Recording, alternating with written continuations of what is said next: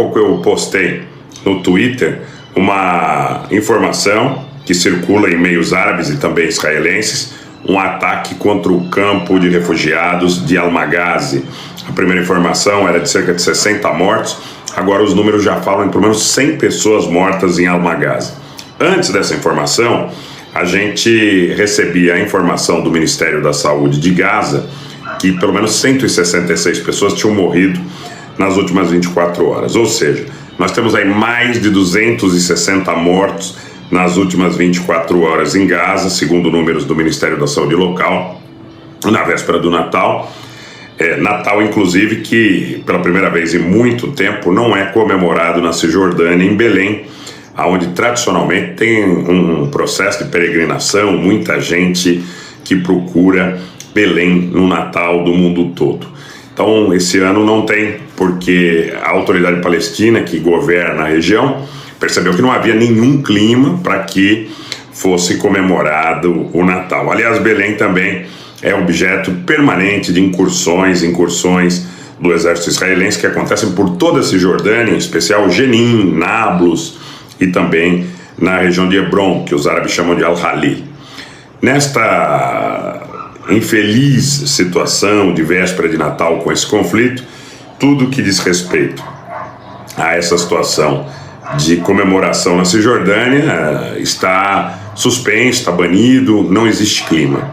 Hoje o Netanyahu também disse que Israel, independente dos custos humanos, Israel perdeu 15 soldados nas últimas 24 horas, informações oficiais, e inclusive antes de começarmos essa live nós recebemos a informação de um evento que ainda estaria sob censura do exército israelense, que poderia potencialmente envolver ainda mais israelenses, mais soldados israelenses mortos.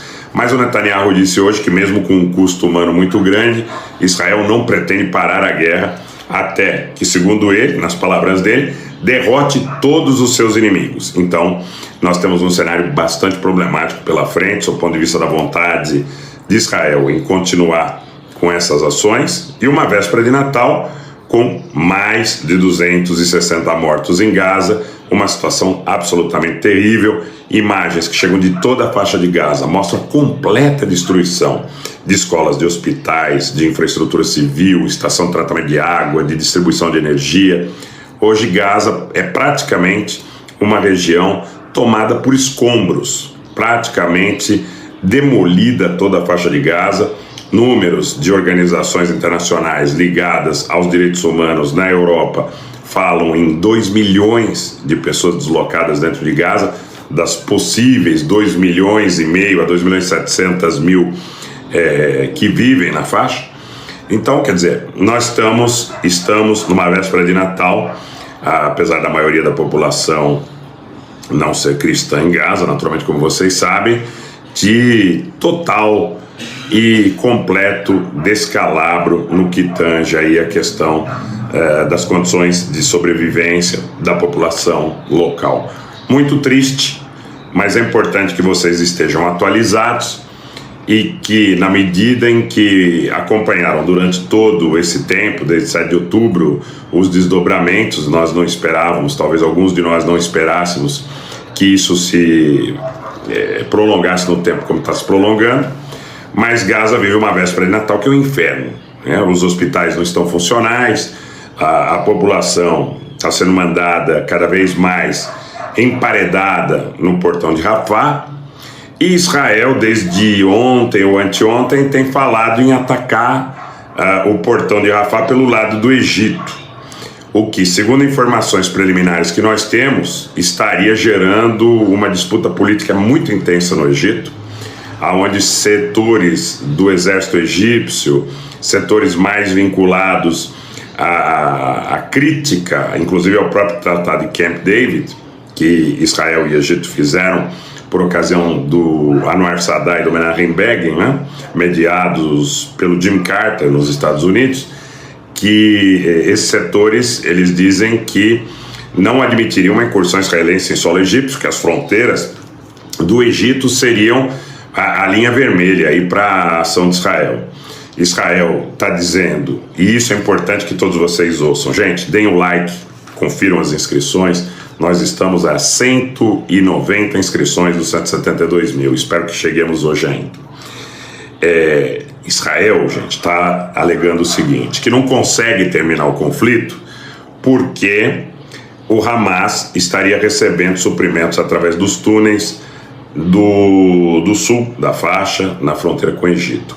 Então eles só dizem basicamente o seguinte: a inteligência israelense diz que para que o Hamas não receba mais suprimento, é necessário que o exército israelense tome conta também do lado do Egito, na fronteira, porque eles acreditam que uma vasta rede de túneis não seja alcançada pelos ataques de Israel dentro do território egípcio e que esses túneis chegam de alguma forma a Rafah, tá? E Israel alega, a inteligência israelense alega que esse tempo todo, quase 80 dias de bombardeio sem conseguir aí uma posição de eliminar a resistência do Hamas, decorreria desses túneis que o Egito ou não tem vontade política, ou não tem tecnologia, ou não tem capacidade, ou não quer, um pouco não quer, um pouco não pode combater do seu lado, né? Então essa ameaça também precisa ser considerada, porque o governo israelense entende que enquanto ele não controlar a fronteira do lado do Egito, o conflito não cessa, porque o Hamas de alguma forma consegue receber víveres, logística, suprimento, munição, armamento, e eles entendem dessa forma, né? Eu, nesse contexto, avalio como uma ação. Boa tarde, Sandra Roras, um abraço, obrigado pela presença, Feliz Natal para você e para sua família. Eu acredito que é uma situação bastante arriscada, tá?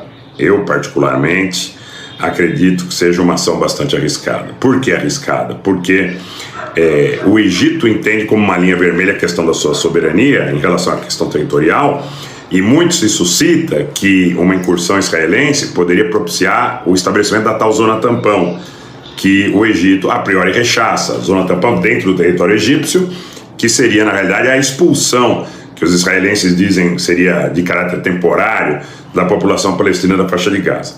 Por outro lado, milhares de palestinos já deixaram Gaza, tá? É sintomática a notícia que nós recebemos aqui, o terceiro avião com brasileiros e parentes de brasileiros de Gaza, dessa vez 30 pessoas, mas eu acho que somando os 3 ingressos aí por volta de 150 pessoas aproximadamente, e é sintomático, porque palestinos do mundo todo estão, principalmente binacionais, afiliados a binacionais, alguns casos especiais, feridos, pessoas com talvez contatos políticos um pouco melhores, estão deixando a faixa de Gaza para vários lugares do mundo, para a Turquia, para os Emirados, para o Catar. Tem muito palestino também hoje no norte da África, então já há um êxodo importante, apesar da mídia não reportar, mas já temos aí milhares de palestinos. Eu não saberia mensurar, é difícil se são 30 mil, 50 mil, mas já saiu bastante gente. A mídia não fala sobre isso, né? Esse é outro ponto também bastante, no mínimo bastante curioso, né? Então a gente precisa ficar de olho, porque o Egito não quer uma leva gigantesca de refugiados no seu território, mas está sendo pressionado tanto por Israel como pelos Estados Unidos e, de alguma forma, pela própria situação material desses palestinos. Não tem água para beber, não tem... Quer dizer, você tem milhares de caminhões entre o Cairo e os postos de controle do Sinai e a fronteira de Rafah, mas mesmo com resolução da ONU, esses caminhões não transitam, tá, gente? Tá muito limitado o recebimento de ajuda humanitária. Essa situação, não é? Nós precisamos observar nesses dias, últimos dias de 2023, porque o Egito está sendo pressionado e vamos ver no que vai dar.